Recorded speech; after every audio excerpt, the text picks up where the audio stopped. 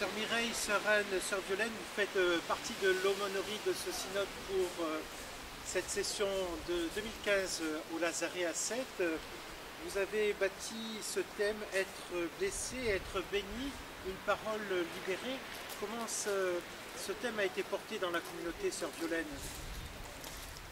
Alors avant même le thème, il y a eu la demande.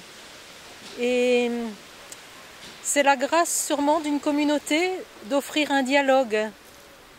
Et donc Sœur Mireille a apporté la question à la communauté en collège. Et la communauté a pensé important que ce serait bien, que c'est important qu'elle soit, qu'elle ne soit pas toute seule. Et donc l'accord a été donné.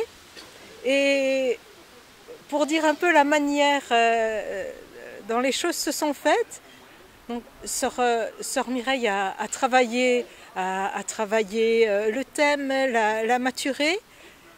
Elle a travaillé ensuite avec Sœur Anne et moi je me suis jointe. Sœur Anne, comment la liturgie s'est bâtie pour préparer ces temps de synode qui ont lieu le matin et le soir, et en particulier avec le culte final du dimanche? Alors il y avait deux choses qui coloraient, c'était que c'était le matin, donc l'ouverture de la journée, comment on pouvait imaginer lancer les synodaux dans les temps de débat, de réflexion, et puis le soir, comment au fond récapituler la journée avec ce qui s'était vécu. Ça c'était deux points, et puis le centre au fond qui était les textes bibliques que Sœur Mireille avait reçus comme étant ceux qu'elle pensait devoir méditer pour ce synode-là. Sœur Mireille, comment avez-vous choisi ces thèmes qui nous amènent en chemin avec Jacob, avec la Samaritaine, pour porter ce thème qui est sensible et sur lesquels les communautés locales et les synodes régionaux ont réfléchi sur le sens de la bénédiction? Alors, j'ai été très attentive aux deux termes « bénir » et « témoin ».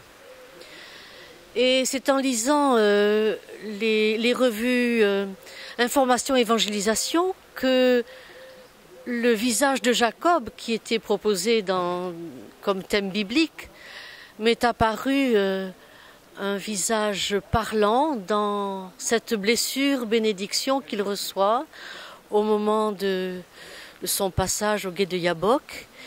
Et j'ai mesuré combien cela s'inscrivait dans une histoire et dans un cheminement et une vie qui doit s'accomplir à travers des bénédictions. Donc voilà, ça a été ce mot blessé, bénir a surgi.